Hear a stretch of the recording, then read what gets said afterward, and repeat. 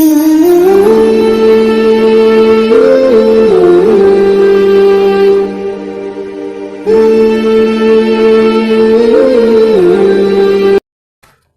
ونصلی علی رسولہ الکریم، اما بعد فاعوذ باللہ من الشیطان الرجیم، بسم اللہ الرحمن الرحیم۔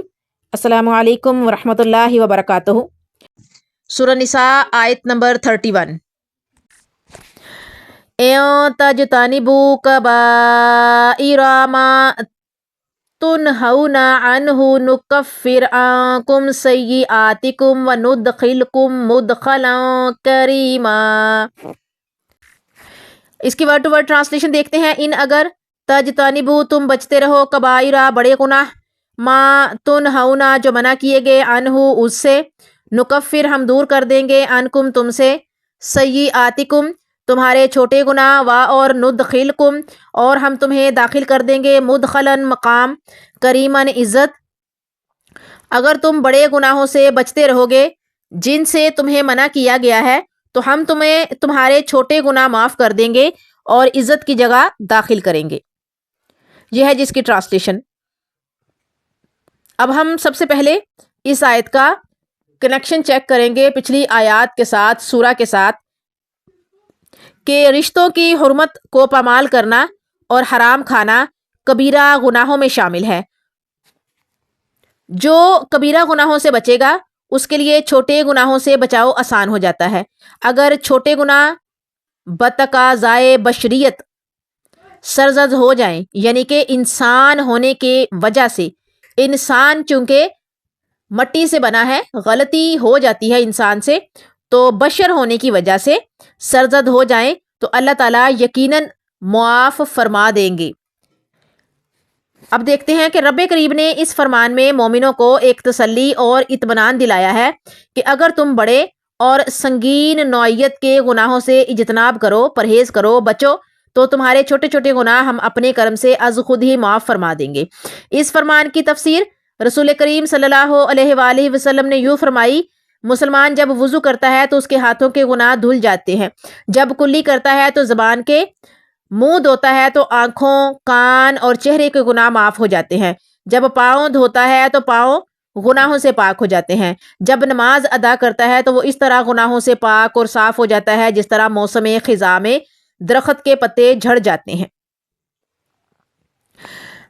آپ لوگوں کے سامنے ایک اور چیز بھی میں رکھتی ہوں یہاں پر، چونکہ آیت میں پڑھ رہی ہوں اور آپ لوگوں کے سامنے جو ہے وہ میں نے اس کی رکھی ہے تفسیر تھوڑی سی، اور ابھی آگے بھی آپ کے سامنے انشاءاللہ تعالیٰ رکھوں گی۔ تو یہاں پر چونکہ وضو کا ذکر ہے اور یہاں پر ایک اور چیز کا بھی ذکر ہے کہ اللہ تعالیٰ جو ہے وہ چھوٹے گناہوں کو معاف کر دیں گے اگر انسان بڑے گناہوں سے بچنے کے لیے سرتور کوشش کرے گا۔ جب انسان بڑے گناہوں سے بچنے کی کوشش کرتا ہے نا، یاد رکھیے گا کہ جب انسان بڑے گناہوں سے بچنے کی کوشش کرتا ہے تو پھر وہ اللہ تعالیٰ کی طرف آتا ہے، اللہ تعالیٰ سے جڑ جاتا ہے، اللہ تعالیٰ کے دین سے جڑتا ہے، شریعت سے جڑتا ہے، نبی صلی اللہ علیہ وآلہ وسلم کی سنت سے جڑ جاتا ہے، نبی صلی اللہ علیہ وآلہ وسلم کی سنتوں پر عمل کرتا ہے۔ تو اللہ تعالیٰ اپنے بندے کے چھوٹے گناہوں کو دھونے کے لیے انتظام کرتا ہے۔ اصل میں جب ایک انسان بڑے گناہوں سے بچتا ہے، وہ بڑے گناہ کون سے ہیں؟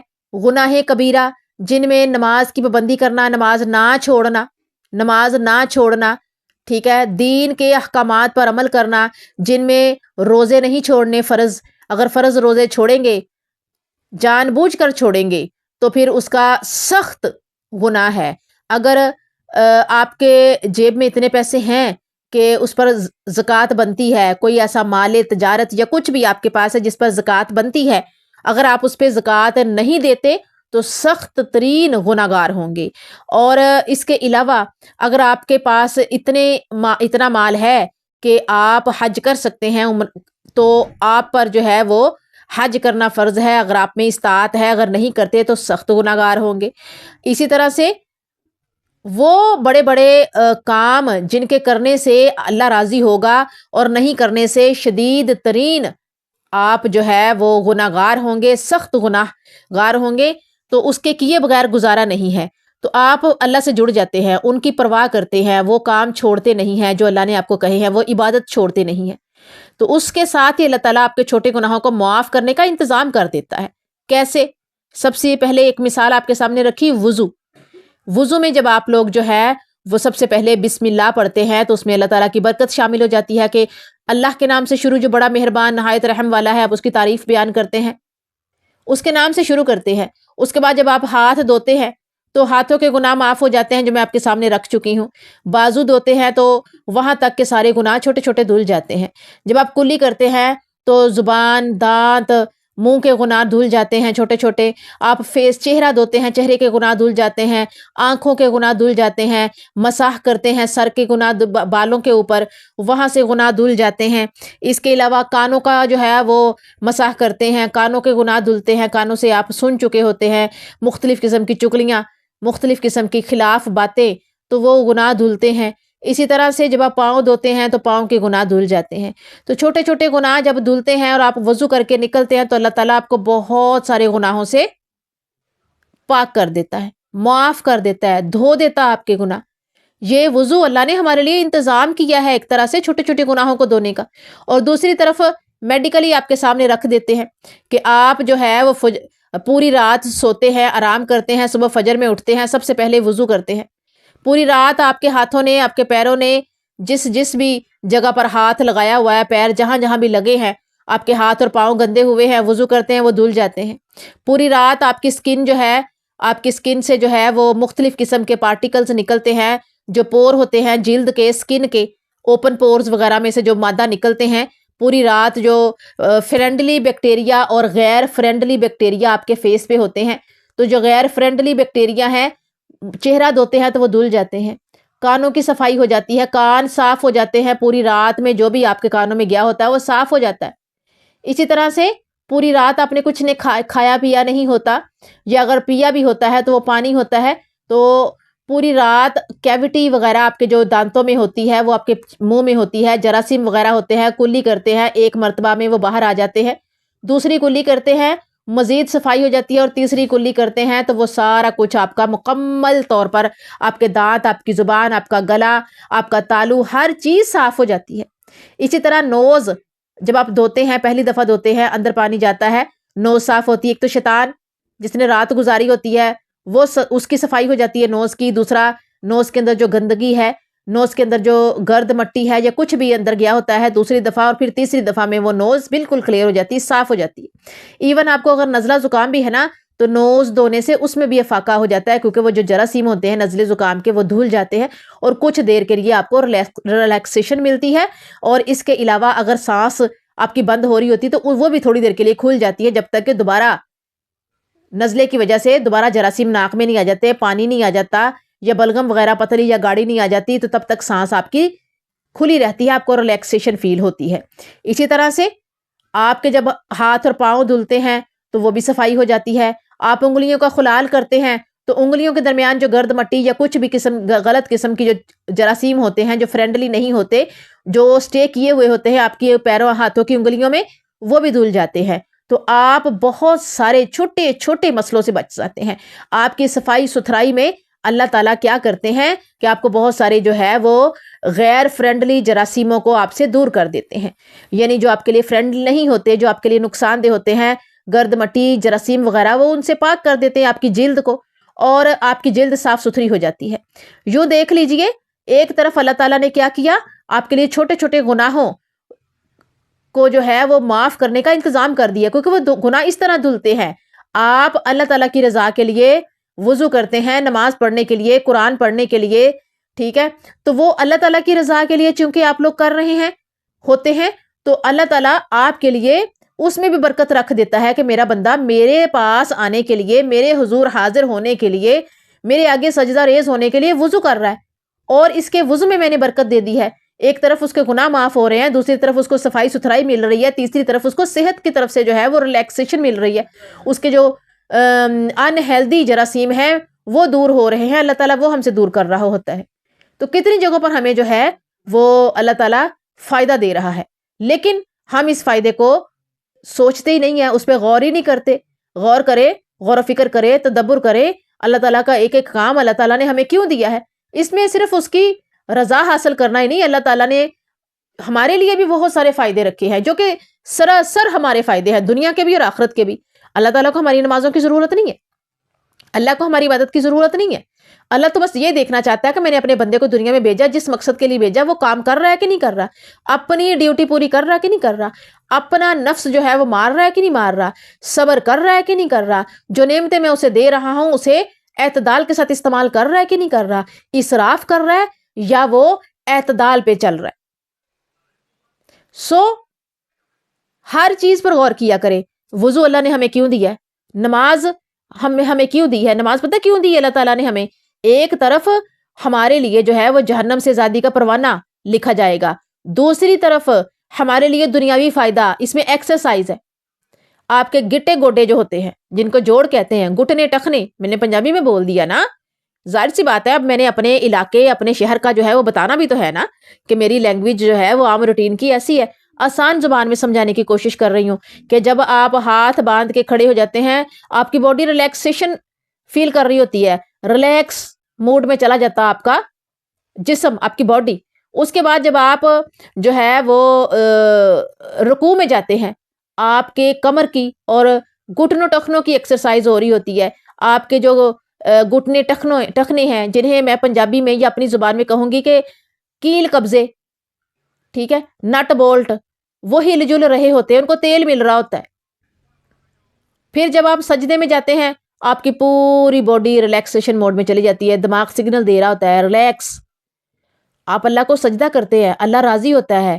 جس جگہ سجدہ گاہ ہے نا، جو سجدے کی جگہ ہے، وہاں پہ جب اپنی پیشانی ٹکاتے ہیں، اللہ کی رحمت آپ کے ماتھے کو لگتی ہے۔ وہ جو سجدہ کرنے کی جگہ، وہاں پہ اللہ کی رحمت ہوتی ہے، وہاں پہ دیکھا کرے کہ یہ جگہ ہے جہاں اللہ کی رحمت ہے، وہ اللہ کی رحمت آپ کے اوپر نچھاور ہو رہی ہوتی جب آپ پیشانی اسے سجدے کی جگہ پہ رکھتے ہیں، اور پوری باڈی آپ کی ریلیکسیشن موڈ میں چلی جاتی ہے۔ دماغ سگنل دے رہا ہوتا ہے کہ بھئی ریلیکس کرو، سکون کے ساتھ سجدہ کیا کریں، سجدے کو لمبا کیا کریں۔ پھر جب آپ اٹھتے ہیں، پوری باڈی کا جو بلڈ ہے جو دماغ تک پہنچا ہوا ہوتا ہے، وہ ریلیکسیشن موڈ میں دوبارہ باڈی چلی جاتی ہے۔ جیسے ورزش کرنے کے بعد آپ سٹے کرتے ہیں، سجدہ کرنے کے بعد باڈی اٹھتی ہے، سٹے کرتی ہے، پھر سجدہ کرتے ہیں، دوسری مرتبہ بھی باڈی کو وہی سگنل ملتا ہے دماغ کی طرف سے، پھر آپ کھڑے ہوتے ہیں، آپ کے جو ٹخنے گھٹنے ہیں ان کو دوبارہ سے جو ہے وہ ہلنے جلنے کا موقع ملتا ہے۔ اسی طرح پوری نماز پڑھتے ہیں، فجر میں چونکہ آپ پوری رات کے آرام کر رہے ہوتے ہیں، سستی ہوتی ہے، اس وقت ہلکی نماز ہوتی ہے۔ ظہر میں دوپہر ہوتا ہے، کھانا بھی 2 دفعہ آپ کھا چکے ہوتے ہیں، ناشتہ کر چکے ہوتے ہیں، صبح دوپہر کا کھانا کھا چکے ہوتے ہیں، تو آپ کی بیلی کو بھی، آپ کی ٹمی کو، آپ کے سٹمک کو بھی جو ہے وہ ضرورت ہوتی ہے اس وقت ہلنے جلنے کی۔ تو یہ نماز آپ کے لیے اللہ کی طرف سے رحمت ہے، تحفہ ہے، آپ کے جسم کو ہلانے جلانے کا موقع ہوتا ہے۔ اللہ کی عبادت تو کرنی ہے آپ نے، ساتھ اللہ نے آپ کے لیے یہاں بھی ریلیکسیشن رکھی ہے۔ اسی طرح سے ظہر سے عصر تک کا وقت تھکاوٹ کو دور کرنے کے لیے، مزید جو ہے وہ بہتر ہونے کے لیے، اور اگر عصر کی نماز پڑھنے سے پہلے یا بعد میں چائے کا کپ پینا چاہے اس کے لیے بھی وقت، پھر مغرب کا وقت آپ کے لیے جو ہے وہ 1 گھنٹی ہوتی ہے کہ بھئی اب باڈی جو ہے وہ تھک گئی ہے پورا دن کام کرنے کے بعد، اب نماز پڑھو اور نماز کے بعد اللہ کی یاد میں مصروف ہو جاؤ، یا چھوٹے موٹے کام نپٹاؤ، ساتھ اللہ کو یاد کرو، اور عشاء میں نماز ادا کرو، تلاوت کرنی کرو، اذکار کرنے کرو، لیکن اپنے بستر پر جاؤ اور سو جاؤ۔ تو کس قدر اللہ تعالیٰ نے ہمیں اس میں جو ہے وہ ریلیکسیشن دی ہوئی ہے، کس قدر ہمارے لیے آسانیاں رکھی ہیں، اور ہر کام ہر عبادت میں ہمارے لیے فائدہ ہے۔ سوچیں ذرا کس کس عبادت میں اللہ نے ہمارے لیے فائدہ رکھا۔ قرآن پڑھنے میں بھی فائدہ ہے، قرآن کے لفظ نظر کے لیے فائدہ ہی فائدہ، آپ کے گلے کے لیے فائدہ ہی فائدہ، آپ کے دماغ کے لیے فائدہ ہی فائدہ، اور بھی بہت سارے فائدے ملیں گے آپ کو انشاءاللہ تعالی۔ آگے بڑھتے ہیں، ہم آیت کی طرف آتے ہیں۔ آیت نمبر 31 آپ کے سامنے رکھ رہی تھی، اس سلسلے میں مسند احمد کی ایک حدیث آپ کے سامنے رکھتی ہوں۔ حضرت ابو ذر غفاری رضی اللہ تعالیٰ عنہ بیان کرتے ہیں کہ ایک دن نبی کریم صلی اللہ علیہ وآلہ وسلم سردیوں کے موسم میں باہر تشریف لائے اور پتے گر رہے تھے۔ آپ نے درخت کی 2 ٹہنیوں کو پکڑا جس سے ٹہنی کے پتے زمین پر گر پڑے، پھر فرمایا ابو ذر میں نے عرض کی کہ حاضر ہوں اے اللہ کے رسول۔ آپ نے فرمایا صلی اللہ علیہ وآلہ وسلم مسلمان آدمی جب اخلاص کے ساتھ نماز پڑھتا ہے تو اس کے گناہ ایسے ہی گر جاتے ہیں جس طرح اس درخت کے پتے گر رہے ہیں۔ سبحان اللہ، دیکھیں میرا پیارا نبی، میرا محبوب نبی کس طرح سے سمجھا رہے ہیں ہمیں۔ اس طرح بعض اذکار کے فوائد بیان فرمائے ہیں، اس طرح بعض اذکار کے فوائد بیان فرمائے کہ ان سے گناہ معاف اور پڑھنے والے کے مرتبے بلند ہوتے ہیں۔ البتہ کبیرہ گناہ سچی توبہ اور اس کے تقاضے پورے کرنے سے ہی معاف ہوتے ہیں۔ آپ نے امت کو ایسے گناہوں سے بچنے کے لیے کبیرہ گناہوں کی ایک فہرست پیش کی ہے۔ ان گناہوں کے ساتھ علماء نے قرآن و سنت کے سامنے رکھتے ہوئے ہر اس گناہ کو کبیرہ گناہ قرار دیا جنہیں کرنے والا اللہ تعالیٰ سے بے خوف ہو کر اور تکبر سے کرتا ہے، بظاہر وہ کتنا ہی چھوٹا کیوں نہ ہو۔ کچھ علماء نے ان گناہوں کو بھی کبیرہ گناہ شمار کیا ہے جن کے کرنے پر لعنت کی گئی ہے، تاہم یہاں ان گناہوں کا ذکر کیا جاتا ہے جن کا نام لے کر نبی صلی اللہ علیہ وآلہ وسلم نے انہیں کبیرہ گناہ قرار دیا ہے۔ ایک حدیث آپ کے سامنے رکھتے ہیں، صحیح بخاری کی کتاب الادب میں سے حضرت انس رضی اللہ تعالی عنہ بن مالک کہتے ہیں کہ رسول اللہ صلی اللہ علیہ وآلہ وسلم نے کبیرہ گناہوں کا ذکر کرتے ہوئے فرمایا، بڑے گناہ یہ ہیں اللہ کے ساتھ شرک کرنا، ناحق خون کرنا، والدین کی نافرمانی کرنا۔ پھر فرمایا، کیا میں تمہارے بڑے گناہ سے آگاہ نہ کروں؟ وہ جھوٹی گواہی دینا ہے۔ بڑا گناہ کون سا کہا؟ جھوٹی گواہی دینا۔ اور بڑے گناہ کون کون سے ہیں؟ اللہ کے ساتھ شرک کرنا پہلے نمبر پر، دوسرے نمبر پر ناحق خون کرنا، یعنی کہ بغیر وجہ کے خون بہانا، کسی کا قتل کرنا، والدین کی نافرمانی کرنا، اور اینڈ پہ کیا فرمایا کہ کیا میں تمہیں بڑے گناہ سے آگاہ نہ کروں؟ اور وہ بڑا گناہ کون سا؟ آپ صلی اللہ علیہ وآلہ وسلم نے فرمایا وہ ہے جھوٹی گواہی دینا، چاہے وہ عدالت میں ہے، چاہے وہ کسی پنچایت کے سامنے ہے، چاہے وہ دو لوگوں کے سامنے ہے، ایک لوگ فرد کے سامنے ہے، کسی بھی معاملے میں گواہی دینی ہے، کسی بھی معاملے میں، تو وہ جھوٹی گواہی دینا سخت ترین گناہ ہے۔ اسی طرح سے ایک اور حدیث صحیح بخاری کی آپ کے سامنے رکھتے ہیں، حضرت ابو ہریرہ رضی اللہ تعالی عنہ نبی صلی اللہ علیہ وآلہ وسلم سے بیان فرماتے ہیں کہ آپ نے فرمایا، 7 تباہ کر دینے والے گناہوں سے بچ جاؤ، 7 تباہ کر دینے والے گناہوں سے بچ جاؤ۔ صحابہ کرام رضی اللہ تعالیٰ عنہما نے کہا، اے اللہ کے رسول، وہ کون سے گناہ ہیں؟ آپ صلی اللہ علیہ وآلہ وسلم نے فرمایا، اللہ کے ساتھ شرک کرنا، نمبر 2 جادو کرنا، نمبر 3 ناحق کسی کو قتل کرنا، نمبر 4 سود کھانا، نمبر 5 یتیم کا مال کھانا، نمبر 6 میدان جنگ سے پیٹھ موڑ کر بھاگنا، اور نمبر 7 پاک دامن غافل مومنہ عورت پر تہمت لگانا۔ اس آیت کے مسائل دیکھتے ہیں کہ اگر لوگ بڑے گناہوں سے بچ جائیں تو اللہ تعالیٰ چھوٹے گناہوں کو معاف فرما کر ان کو جنت میں داخل کرے گا۔ اب تفسیر بالقرآن دیکھیں گے۔ قرآن مجید میں مذکورہ کبیرہ گناہ، نمبر 1 شرک، سورہ نساء آیت 48 میں اس کا تذکرہ ہے۔ نمبر 2 والدین کی نافرمانی کرنا، سورہ بنی اسرائیل آیت 23، سورہ فرقان آیت 68 اور 69۔ نمبر 4 قتل ناحق، سورہ نساء آیت 93۔ نمبر 5 دختر کشی کرنا، سورہ تکویر آیت 8 اور 9۔ اور نمبر 6 ہے سود کھانا، سورہ بقرہ آیت 275۔ نمبر 7 یتیموں کا مال کھانا، سورہ نساء آیت نمبر 10 یعنی 10۔ یہ ہے جی ہماری سورہ نساء آیت نمبر 31 جو کہ یہاں پر کمپلیٹ ہوتی ہے، الحمدللہ۔